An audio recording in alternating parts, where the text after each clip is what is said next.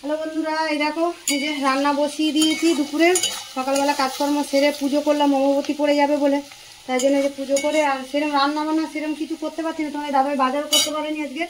এই যে সবজি ছিল ঘরে, এই সবজি দিয়ে একটুখানি ভাবলাম ফ্রাইড রাইস ভাত করে দেবো। চিংড়ি মাছও ছিল ফ্রিজে, এই যে চিংড়ি মাছ ডিম ভেজে নিয়েছি।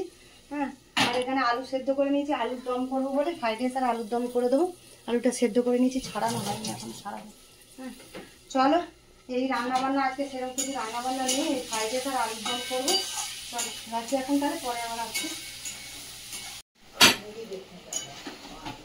চলো বন্ধুরা, এই দেখো আলুর দম তো এই যে কষানো হচ্ছে, একদম কষা কষা করে করবো আলুর দম। আর এখানে তো ফ্রাইড রাইসের এই যে ভাত, সব সবজি ভেজে নিয়েছি আর ভাতটা ওখানে করে নিয়েছি।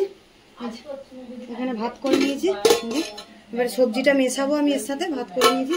আর এখানে ছেলে বললো, মা তাহলে তুমি আলুর দম করছো যখন, তাহলে আমি একটু চিলি চিকেন কিনে নিই। তা ছেলে ওই যে অনলাইনে আর 1 প্লেট চিলি চিকেন কিনে নিয়েছে।